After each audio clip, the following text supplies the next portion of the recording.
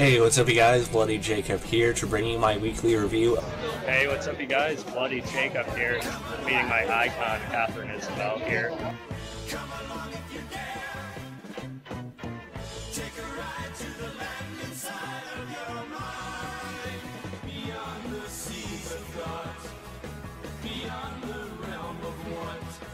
Across the streams of hopes and dreams where things are really not.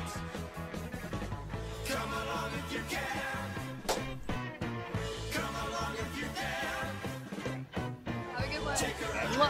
Cheers, guys. Side of your mind, but please realize you'll probably be surprised.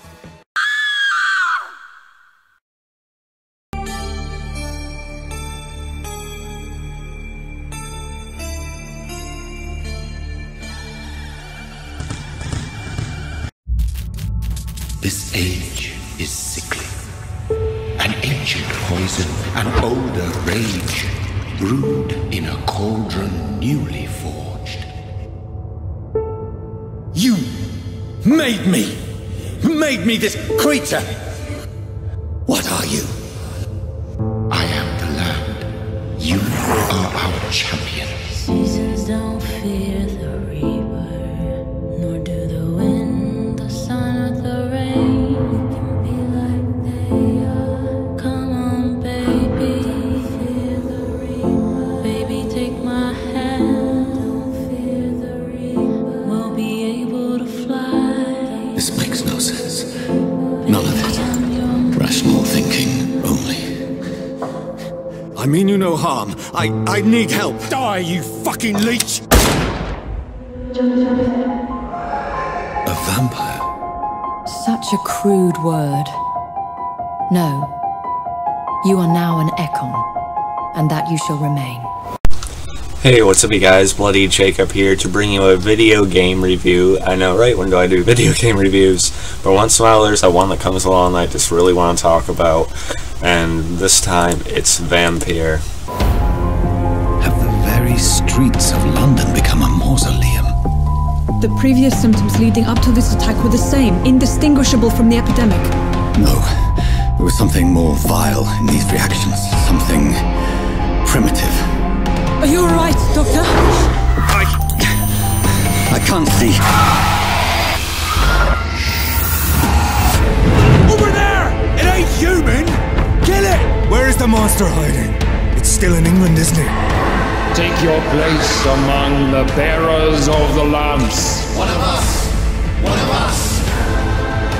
I shall return as your judge and jury. The God of Priwen has called for a second great hunt of our kind, and they will stop at nothing to eliminate us. You believe you're just fighting a disease, but it's you, the disease, Jonathan, you! Here, but now they're gone. We stand upon the precipice. What prevails in the end, I wonder? The desire for blood, or to be of service to man? Seasons don't fear. On both the Xbox One and PS4.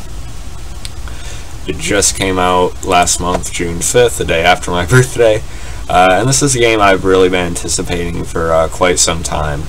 And I just finished it about a week or two ago. I have my Xbox One copy right here. So I definitely want to give my thoughts on it, because it's very much a game that, even if you just see the shows I'm into, even if you just see the kind of movies I'm into, I think you could understand why this is a game I'd be interested in.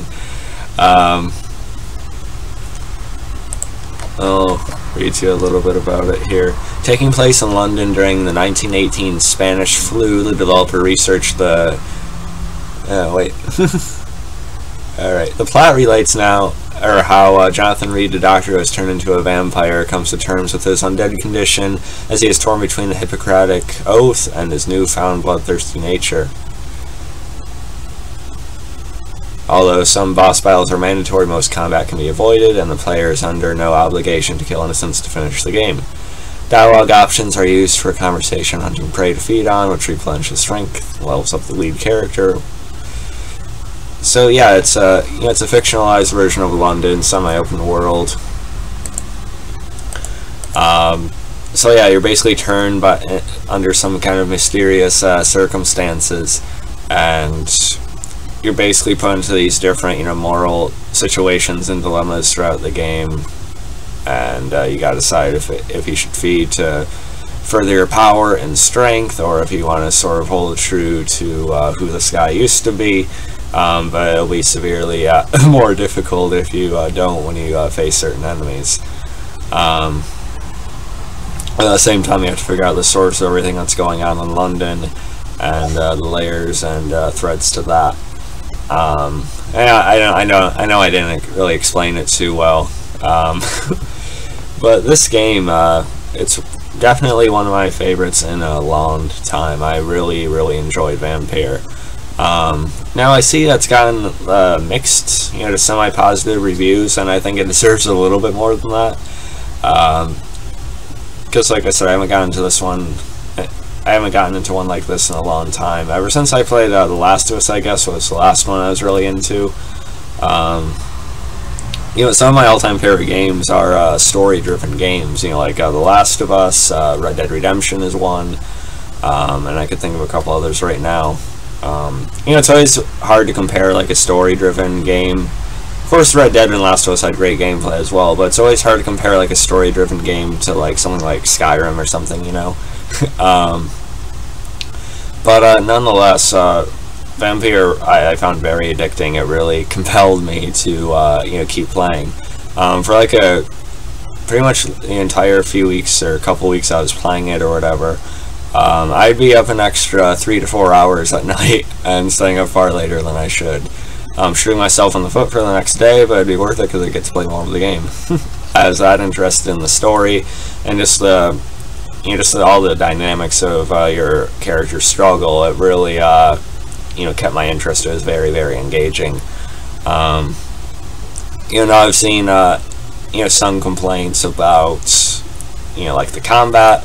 And it's not perfect. Maybe it's not the most fluid I've ever played, but I actually don't think it's very bad at all. I found it to be pretty good once you got the hang of it. It's not too different from things like maybe like the Arkham Asylum games, or it's a little bit different than The Witcher, but I don't think it's that under par compared to some of the other ones we've gotten over the years. I think it's pretty on point. I never really had a problem with it. It is a bit buggy once in a while, but luckily I didn't have too many major issues with it. And I found a lot of the characters very interesting. Jonathan himself, I think, is a good lead, and whatever direction you end up taking him in, whether it's a darker path or what have you, I think there's always ways to it's sort of an RPG type thing too. And whatever path you take them down, I think you can sort of make sense of it in your mind from the character's standpoint too, which is pretty good. And one of my other favorite characters is definitely Lady Ashbury, and I like their connection in the game. The whole Ascalon Club and the different districts, and you trying to make sure they don't fall, or maybe you want them to fall, I don't know. Just a lot of different groups and a lot of different, the Guard of Prewin or whatever, the vampire hunters. Just a lot to uncover, and I like how you can appear differently to certain people and act a certain way with others. And it's a lot to go into. I could probably rant about it for a good hour or two. But Vampyr, it's a very good game. Honestly, I'm giving it probably at least an A minus maybe. At the very lowest, there's no way I'm going lower than that. And if I'd rate it on a number scale, again, probably 9.5, honestly. I was that into it. And now there's 4 different endings in the game. It's just based on the certain main story choices you make in the game, and a certain number of people you killed or didn't kill. And, mine was a bit, I don't want to say disappointing, but it definitely made me feel bad. Because I felt like I found a better balance than what the game gave me at the end because of my choices, but it still sort of made sense. And like I said, whichever path you sort of went down, I think you can sort of make sense of it from the character's perspective. It always feels in character in some way, whichever result you get. So I appreciate how that was done. And the graphics are pretty good too, you know. I think, again, it's pretty on par on that end. So yeah, let me know what you guys thought about Vampyr if you played it. If not, oh well, you're missing out. You can follow me on Facebook, Twitter, Instagram, like, subscribe. I'll catch you guys next time. Peace.